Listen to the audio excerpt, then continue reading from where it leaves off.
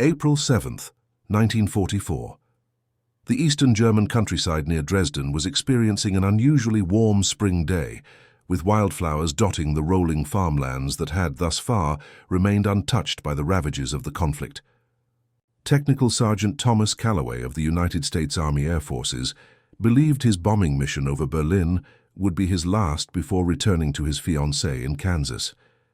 Little did he know that fate had prepared an extraordinary detour in his life's journey, one that would transform not only his own future, but the very way he understood human connection across enemy lines. Before we dive into this story, drop a quick hi in the comments and tell me where you're watching from. It really helps support the channel. This is the remarkable account of how an American prisoner of war, forced into an arranged marriage with a German civilian woman as part of a bizarre propaganda scheme, would discover that the supposed punishment would become the most profound relationship of his life, challenging everything both of them had been taught about their supposed enemies. The mission had started like many others for the crew of Lucky Lady, a B-17 flying fortress, with the 398th Bombardment Group stationed in England. Technical Sergeant Thomas Calloway, a 23-year-old radio operator from Wichita, Kansas, had completed 24 bombing missions. One more, and he would fulfill his tour requirement, allowing him to return home to his waiting fiancée, Elizabeth Porter. "Just one more dance with the devil, boys," announced Captain Frank Reynolds as they boarded their aircraft in the pre-dawn darkness at their airbase in Suffolk, England. "Then Tommy here gets to go home and tell his girl all about how we won the war without him." The crew laughed, but there was always tension before a daylight bombing run over Germany. The Luftwaffe fighters and anti-aircraft defenses had taken a heavy toll on Allied bombers. The statistics were grim. The average bomber crew member had only a 1 in 4 chance of completing a 25-mission tour without being shot down, wounded, or killed. "Already got the ring in my pocket," Thomas replied, patting his chest where a small jewelry box nestled safely. He had purchased it in London during a weekend pass, spending 3 months of saved pay. "Gonna put this on her finger the minute I step off that transport plane." What Thomas could not have known was that the small town of Wilsdruff, just west of Dresden, would become his home for the next year, and that a different woman would soon wear a ring on her finger. Across Germany, in the Wilsdruff town hall, 32-year-old Helga Müller stood before the local Bürgermeister Hermann Richter and several Nazi party officials. Helga was a large woman, standing 5 feet and 6 inches tall and weighing approximately 230 pounds. The daughter of a local baker who had passed away early in the war, she now ran the family business with her elderly mother. "Fräulein Müller, you understand what the Reich is asking of you?" the Bürgermeister inquired, reviewing her file. "Your loyalty to Germany has never been questioned, but this assignment requires special dedication." "I understand completely," Helga replied firmly. Her round face remained composed, though her hands fidgeted with the fabric of her modest brown dress. "If marrying an enemy prisoner will help our war effort through the international propaganda value, I will do it." What the officials did not know, what Helga herself had kept hidden, was that she had secretly been listening to BBC radio broadcasts and had grown increasingly disillusioned with the German government's leadership. Her brother had been lost at Stalingrad the previous year, and the promised final victory seemed increasingly unlikely as Allied bombs fell across Germany. The propaganda scheme had been developed by a mid-level official in Joseph Goebbels' Ministry of Public Enlightenment and Propaganda named Friedrich Hoffmann. His concept was simple but provocative. Arrange marriages between captured American airmen and German women who were considered unattractive by conventional standards. Photograph and film these relationships to demonstrate to the world how these American terror flyers preferred life in Germany to returning home, suggesting that even enemy soldiers recognized the superiority of German society. The plan had received approval for a small trial program involving 5 arranged marriages across Germany. If successful, it would be expanded. Hoffmann believed the Americans would agree to the arrangements to escape the harsh conditions of prisoner of war camps. What he failed to understand was the complexity of human relationships that would develop beyond his propagandistic intentions. At 35,000 feet above Germany, the Lucky Lady joined the bomber formation heading toward Berlin. The spring sky was surprisingly clear, good for bombing accuracy, but terrible for evading enemy fighters and anti-aircraft fire. "Approaching target," announced the navigator, Lieutenant Robert Sinclair. 10 minutes to drop point." Thomas was at his radio position when the first burst of anti-aircraft fire erupted around them.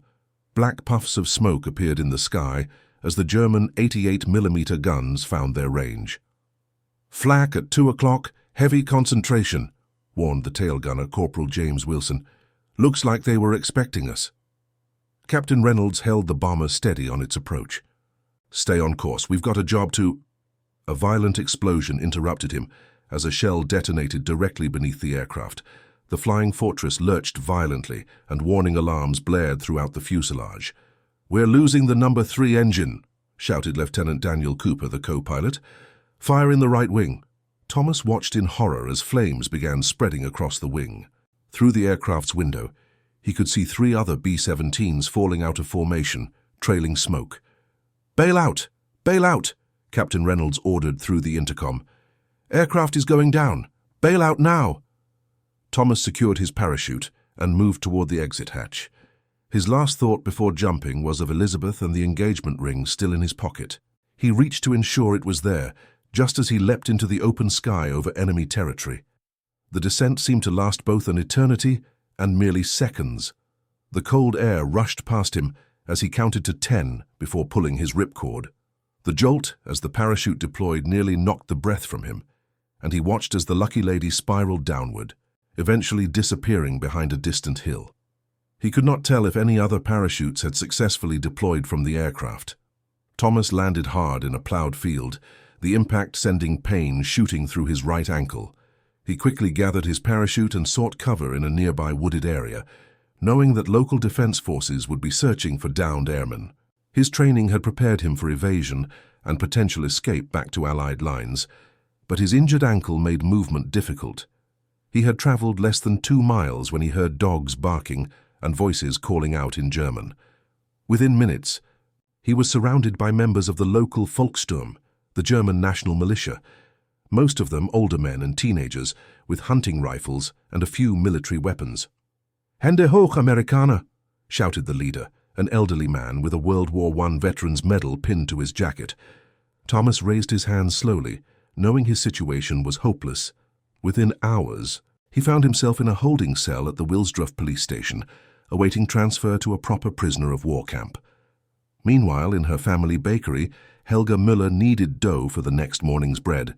The flour ration had been reduced again, and she was experimenting with adding more potato to stretch the increasingly scarce wheat flour.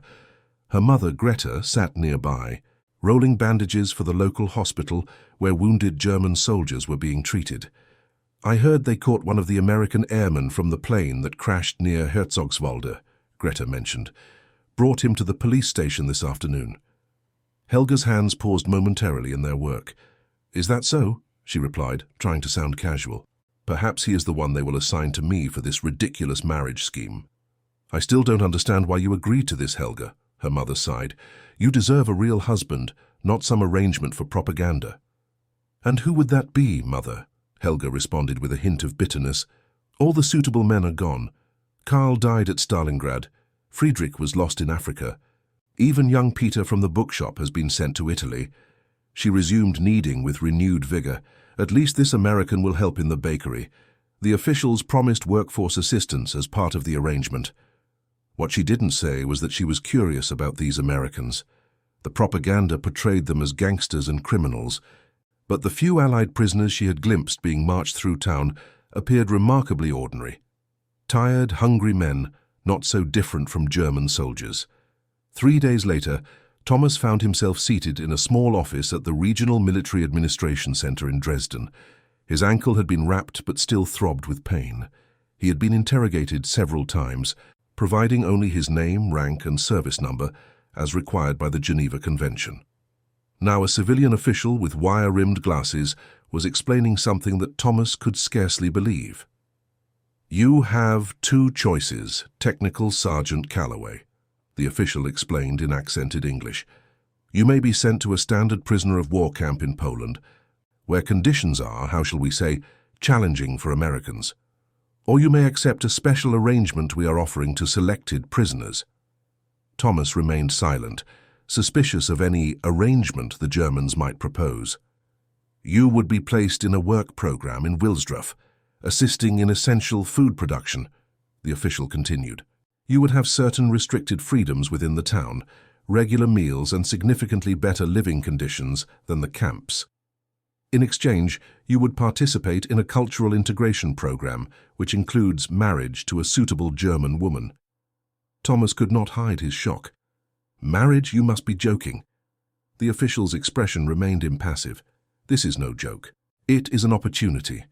The Reich wishes to demonstrate to the world that even American airmen recognize the benefits of German society when given the choice. The marriage would be legally binding during your stay, though obviously nullifiable upon your eventual repatriation after the conflict. And if I refuse, then you go to Stalag 4B with the other captured airmen." The official shrugged. "Many do not survive the winter there. The choice is yours. You have 24 hours to decide." That night, alone in his cell, Thomas removed Elizabeth's engagement ring from his pocket and studied it in the dim light. He thought of the statistics he knew about POW camps in Eastern Europe, the disease, the starvation, the forced labor in brutal conditions. Many men did not return. He also thought of Elizabeth waiting for him in Kansas. Would she understand that a false marriage might be his only chance of survival? By morning, Thomas had made his decision. Survival first, explanations later. He would accept the arrangement, all while looking for opportunities to escape or at least survive until Allied forces could liberate the region. He had no intention of actually becoming anyone's husband in any meaningful sense. On April 14th, Thomas Calloway was introduced to Helga Müller in the Wilsdruff town hall. The meeting was documented by a photographer from the propaganda ministry and a local reporter for the Nazi Party newspaper. Thomas was surprised to find himself facing a large woman with auburn hair pinned severely back from her face. She wore a conservative navy blue dress and regarded him with an unreadable expression. "Fräulein Müller operates the town bakery," the Burgermeister explained. "You will assist her with production and deliveries. You will be housed in a room above the bakery and will be permitted restricted movement within town limits during daylight hours. Any attempt to escape will result in severe consequences, not only for you, but for Fräulein Müller and her mother as well." The message was clear. They would be hostages to each other's behavior. Thomas nodded his understanding. "The ceremony will take place this Sunday," the Burgermeister continued. "Representatives from the Ministry of Propaganda will attend. You will both cooperate fully with interviews and photographs." Throughout this explanation, Helga remained silent, her blue eyes studying Thomas carefully.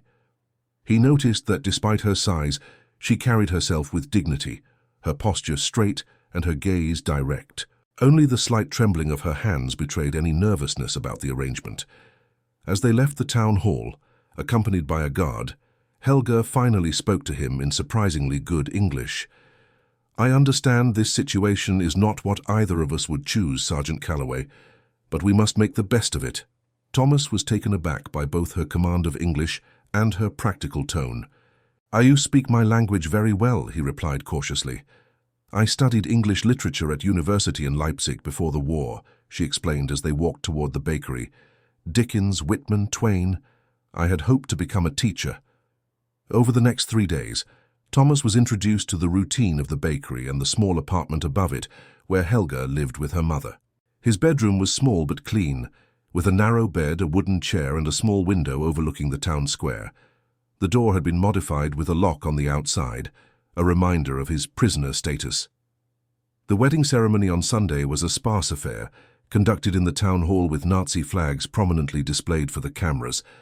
Thomas wore his cleaned American uniform as instructed, while Helga wore the same navy blue dress from their first meeting. They exchanged the required vows mechanically, and Thomas placed his fiancée Elizabeth's ring on Helga's finger, feeling a pang of guilt as he did so. The propaganda officials seemed delighted, especially when directing them to pose for photographs showing the happy couple. "The American Airman Who Chooses Germany" read the proposed headline for the news story. That evening, back at the bakery, Helga removed the ring and handed it back to Thomas. "This belongs to someone else," she said simply. "I could see it in your eyes during the ceremony." Surprised by her perception, Thomas accepted the ring. "Her name is Elizabeth," he admitted. "We were to be married when I completed my tour." Helga nodded. "Keep it safe. When this war ends, as all wars must, you will return to her." "You don't believe the propaganda about final victory?" Thomas asked cautiously. Helga glanced toward the door to ensure her mother and the guard assigned to their building were out of earshot. "I believe in reality, Sergeant Calloway, and the reality I see includes American bombers over our cities every day and German forces retreating on all fronts."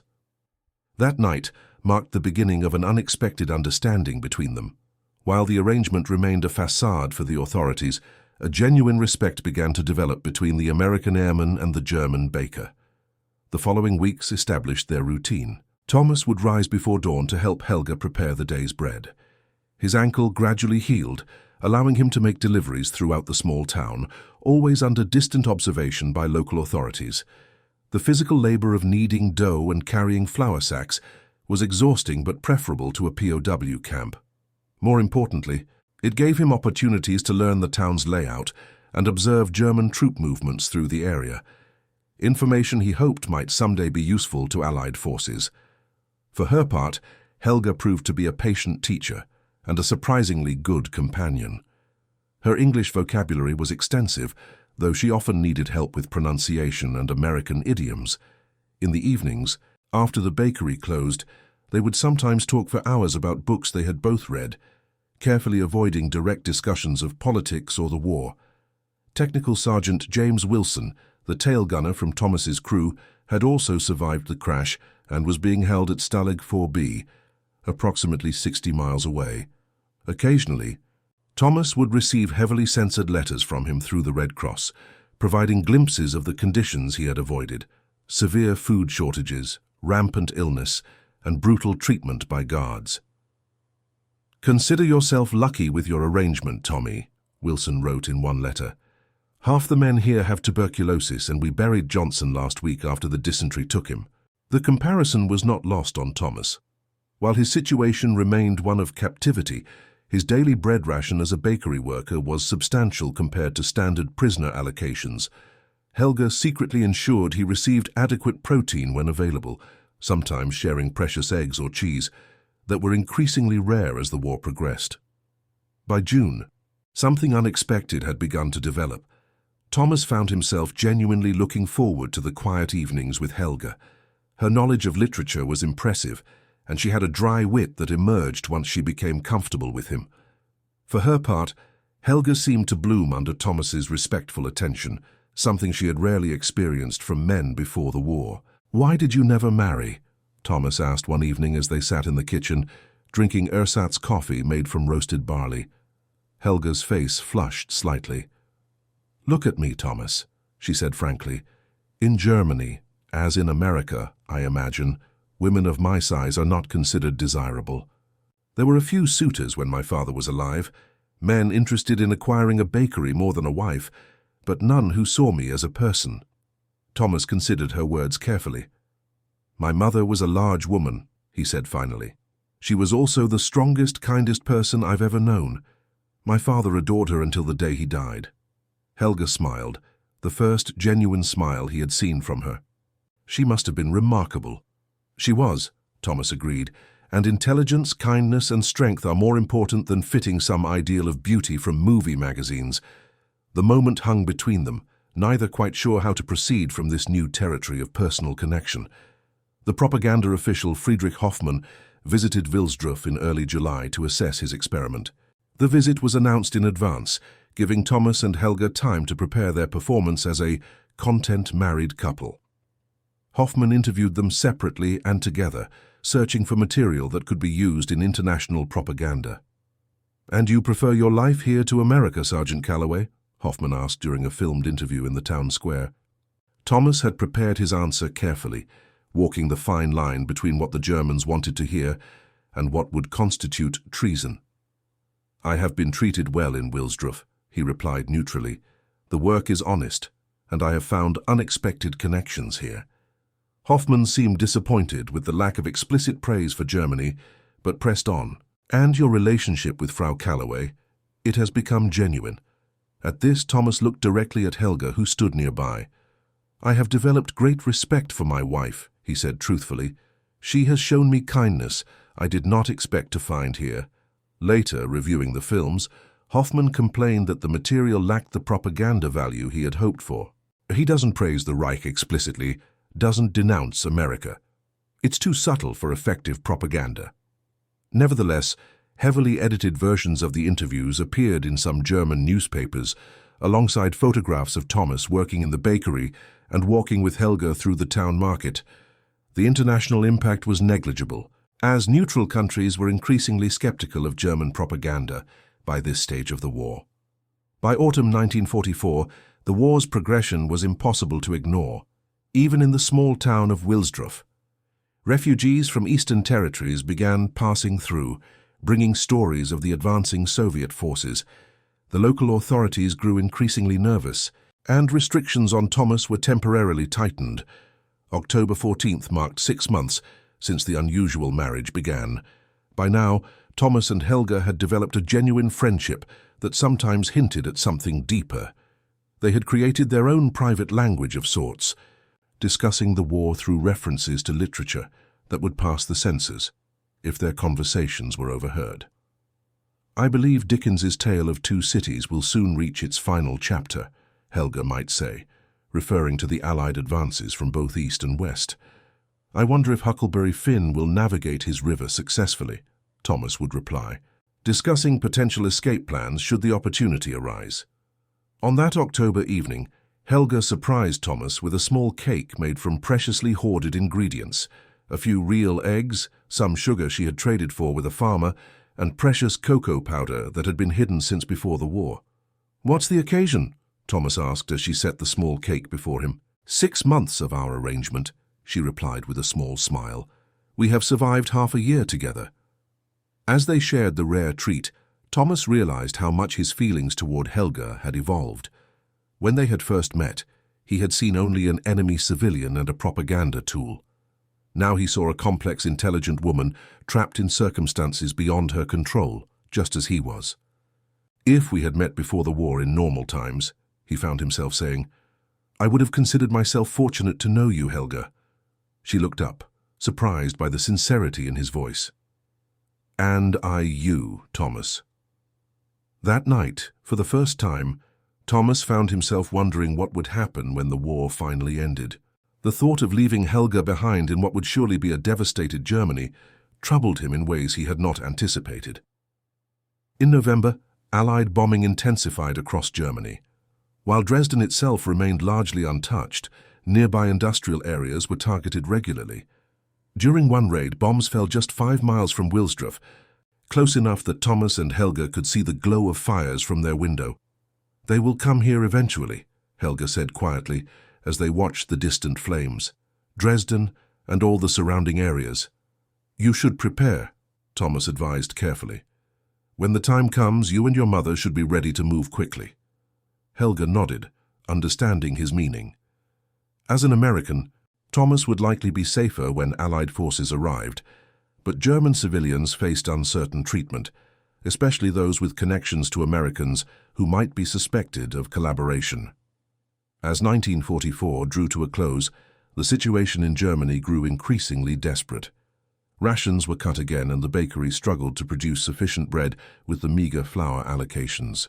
The guard who had been assigned to monitor Thomas was reassigned to military duty, replaced by an elderly policeman who often dozed at his post. Christmas was a subdued affair, with Helga, her mother, and Thomas sharing a modest meal of potato soup and black bread. They exchanged simple gifts, a hand-knitted scarf from Greta to Thomas, a small wooden carving Thomas had made for Helga depicting a bird in flight, and a book of Goethe's poetry that Helga gave to Thomas, with key passages translated into English in her neat handwriting. "My husband used to say that art and literature were the only true internationals," Greta remarked as they sat by the small stove that provided the apartment's only heat. "Politics and wars divide us, but beauty brings us together." As 1945 began, the facade of normal life in Wilsdruff became increasingly difficult to maintain. German military units retreated through the town, some showing signs of defeat and desperation. The Nazi Party officials became more erratic, sometimes enforcing rules with brutal efficiency, other times disappearing for days on apparent self-preservation missions. In January, Thomas received word through the Red Cross that his crewmate James Wilson had died of pneumonia at Stalag 4B. The news hit him hard, reinforcing how fortunate his own situation had been despite its strange nature. "I should be with them," he told Helga that night. "My crew, my countrymen. Instead, I'm here, relatively comfortable while they suffer." "And would your death from cold or disease help them?" Helga asked practically. "You stay alive, Thomas. That is how you honor them. You survive to return home and tell their stories." February brought the news that Dresden was likely to be bombed soon. The rumors spread through refugee channels and whispered conversations among townspeople. Thomas found himself in the peculiar position of dreading an Allied action, knowing that Helga and Greta could become casualties. "You should leave the city area," he urged them. "Go to your cousin's farm in the countryside that you mentioned." Helga shook her head. "The bakery is all we have. Without it, we have no future after the war. Besides, Dresden has no significant military targets. Surely it will be spared the worst." On the night of February 13th, 1945, Thomas woke to the distant drone of hundreds of aircraft engines. He rushed to the window to see the sky to the east illuminated with flares, and then the flashes of thousands of bombs falling on Dresden just 15 miles away. "Helga, wake up," he called, rushing to her room. "It's Dresden. They're bombing Dresden."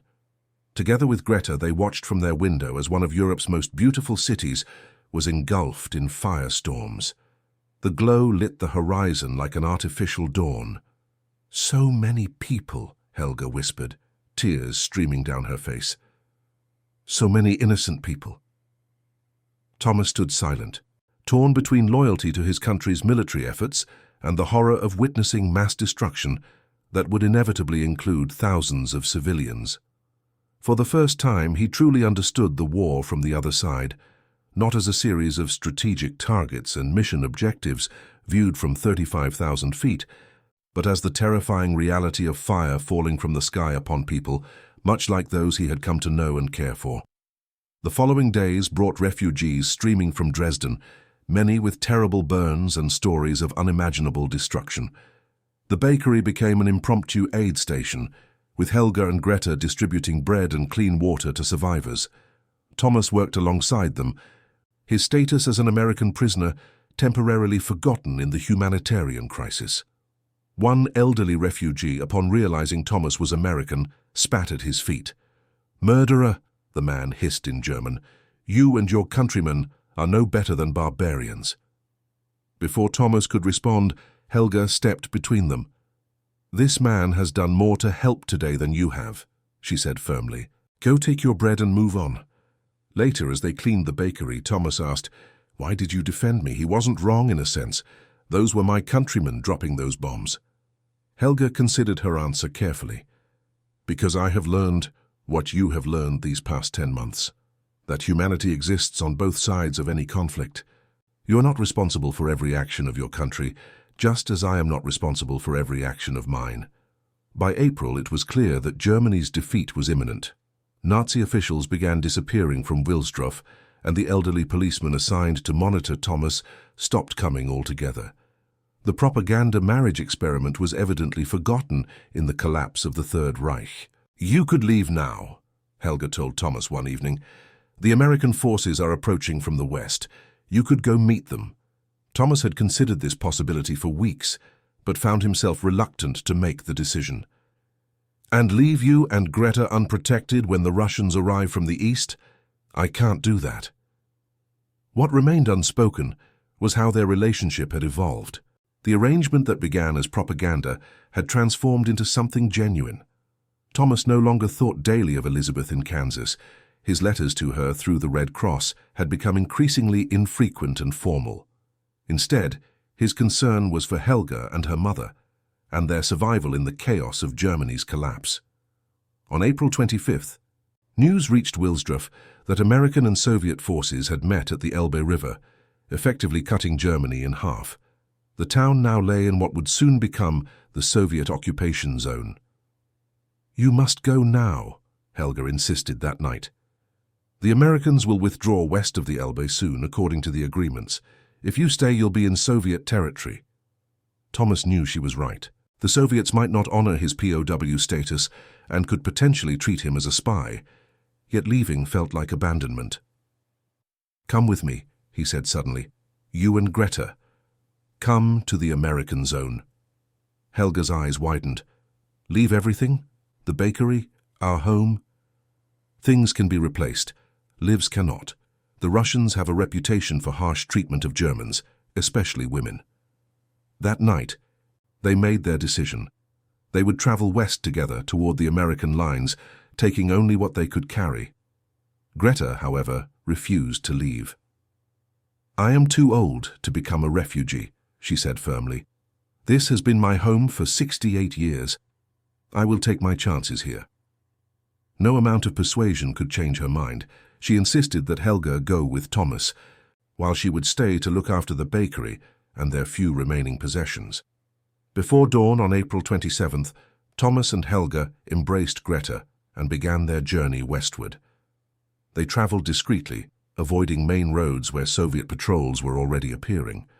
Thomas had discarded his American uniform months ago in favor of civilian German clothing, which now helped them blend in with the streams of refugees heading west. Their journey was arduous and dangerous. Twice they narrowly avoided Soviet patrols, and once they were shot at by nervous American sentries before Thomas could identify himself in English. They subsisted on the small amounts of food they had brought and whatever they could forage along the way. On May 2nd, they finally reached an American checkpoint west of the Elbe. Thomas approached cautiously, hands raised. "I'm Technical Sergeant Thomas Calloway, United States Army Air Forces, 398th Bombardment Group," he called out. "Service number 375621990. I was shot down over Germany in April last year." The young American soldiers responded with immediate suspicion, particularly regarding Helga. "Who's the woman?" demanded a lieutenant after Thomas had been initially cleared. Thomas hesitated, then decided on the truth. "This is Helga Müller. She helped save my life and protected me during my captivity. I'm requesting asylum for her." The next 2 weeks were a blur of debriefings and interrogations. Thomas was separated from Helga as intelligence officers questioned him extensively about his time in Germany. He provided what information he could about German military movements he had observed and conditions in the areas he had seen. When asked about his relationship with Helga, he was forthright. "We were forced into a propaganda marriage by the Germans. Over time it became real." The intelligence officer looked up sharply. "Are you saying you developed genuine feelings for a German national during your captivity, Sergeant?" "I'm saying I fell in love with a woman who risked her life to protect an American serviceman," Thomas replied steadily. "Her nationality is irrelevant to who she is as a person." Meanwhile, Helga underwent her own interrogation by American counterintelligence officers suspicious of any German civilians accompanying American personnel. Her fluent English proved both helpful and suspicious in these sessions. "Why should we grant you entry to the United States?" one officer asked bluntly. "Thousands of Germans are trying to emigrate. What makes you special?"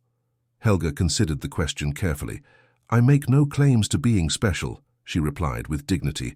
"I only know that Thomas and I have found something rare in the midst of hatred and war, understanding and love across enemy lines. If that is not worth preserving in your new world order, then perhaps your victory means less than you believe." On May 21st, 1945, Thomas was finally permitted to see Helga again. They met in a processing center for displaced persons near Frankfurt, both thin and exhausted from their separate ordeals. "They're sending me home next week," Thomas told her. "Processing and debriefing in London, then a transport ship to New York." Helga nodded, fighting back tears. "I am glad for you. Your family must be desperate for news. I've requested permission to bring you with me," he continued, "as my wife." Helga looked up in shock. "But the marriage was propaganda, not legal by American standards, and Elizabeth—" "I wrote to Elizabeth from the processing center," Thomas interrupted. "I explained everything. She deserved the truth." He reached into his pocket. and removed the small jewelry box that had remarkably stayed with him throughout his ordeal. Opening it, he revealed the engagement ring he had once intended for another woman. "This time, I'm asking properly, with no propaganda officials or cameras. Helga Müller, will you marry me, legally and truthfully, and come to America as my wife?" Tears spilled down Helga's cheeks. "You cannot mean this. Your family, your friends, they would never accept someone like me." "My family will love who I love," Thomas replied firmly. "As for friends, we'll find new ones who see people for who they are, not what they look like or where they were born." 3 weeks later, on June 12, 1945, Thomas and Helga were properly married in a civil ceremony at the American Base Chapel. An army chaplain performed the service, with 2 of Thomas's fellow former POWs serving as witnesses. The military bureaucracy, surprisingly, facilitated their immigration paperwork with unexpected efficiency. As the new Mrs. Calloway, Helga was granted status as the spouse of an American serviceman, placing her paperwork ahead of thousands of other displaced persons seeking entry to the United States. On July 3rd, they boarded a transport ship in Southampton, England, bound for New York. Thomas had received word that Greta had survived the Soviet occupation of Wilsdruff, but had been forced to surrender the bakery to collective ownership. She declined their invitation to join them in America, preferring to remain in her homeland despite the challenging conditions.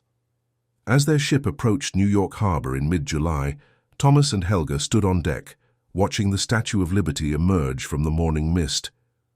"Are you afraid?" Thomas asked, sensing her tension. "Terrified," Helga admitted.